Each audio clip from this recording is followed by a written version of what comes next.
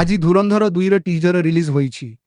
ଏହାରି ମଧ୍ୟରେ ଏହି ଫିଲ୍ମର ପ୍ରଥମ ପୋଷ୍ଟର ସାମ୍ନାକୁ ଆସିଛି, ଯେଉଁଥିରେ ରଣବୀର ସିଂଙ୍କୁ ଏକ ନୂଆ ଲୁକରେ ଦେଖିବାକୁ ମିଳିଛି, ଯାହା ସମସ୍ତଙ୍କୁ ଆକର୍ଷିତ କରିଛି। ଫିଲ୍ମର ନିର୍ମାତା ନିକଟରେ ରଣବୀର ସିଂଙ୍କ ଧୁରନ୍ଧର 2ର ପ୍ରଥମ ପୋଷ୍ଟର ରିଲିଜ କରିଛନ୍ତି, ଯେଉଁଥିରେ ଅଭିନେତାଙ୍କୁ ହିଂସାତ୍ମକ ଲୁକରେ ଦେଖିବାକୁ ପାଇଛନ୍ତି ଦର୍ଶକ।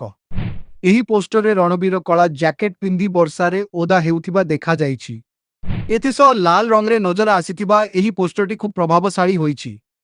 ପୋଷ୍ଟର ରିଲିଜ କରିବା ସହିତ ନିର୍ମାତା କ୍ୟାପସନରେ ଲେଖିଛନ୍ତି ଯେ ଏବେ ଏହାକୁ ନଷ୍ଟ କରିବାର ସମୟ ଆସିଛି।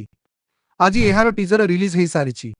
ଏହି ଫିଲ୍ମ 19 ମାର୍ଚ୍ଚରେ ସାରା ବିଶ୍ୱରେ ହିନ୍ଦୀ, ତେଲୁଗୁ, ତାମିଲ, କନ୍ନଡ଼ ଏବଂ ମାଲାୟାଲମ ଭାଷାରେ ରିଲିଜ ହେବ। ପୋଷ୍ଟର ରିଲିଜ ହେବା ପରେ ପ୍ରଶଂସକମାନେ ପ୍ରତିକ୍ରିୟା ଦେବା ଆରମ୍ଭ କରିଛନ୍ତି। ରିଲିଜ ହୋଇଛି।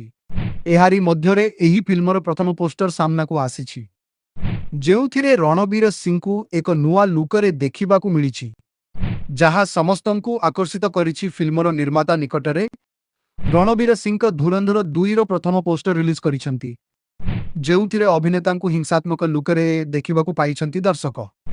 ଏହି ପୋଷ୍ଟରରେ ରଣବୀର କଳା ଜ୍ୟାକେଟ ପିନ୍ଧି ବର୍ଷାରେ ଓଦା ହେଉଥିବା ଦେଖାଯାଇଛି।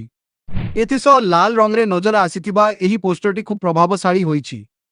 ପୋଷ୍ଟର ରିଲିଜ କରିବା ସହିତ ନିର୍ମାତା କ୍ୟାପସନରେ ଲେଖିଛନ୍ତି ଯେ ଏବେ ଏହାକୁ ନଷ୍ଟ କରିବାର ସମୟ ଆସିଛି। ଆଜି ଏହାର ଟିଜର ରିଲିଜ ହୋଇସାରିଛି। ଏହି ଫିଲ୍ମ 19 ମାର୍ଚ୍ଚରେ ସାରା ବିଶ୍ୱରେ ହିନ୍ଦୀ, ତେଲୁଗୁ, ତାମିଲ, କନ୍ନଡ଼ ଏବଂ ମାଲାୟାଲମ ଭାଷାରେ ରିଲିଜ ହେବ।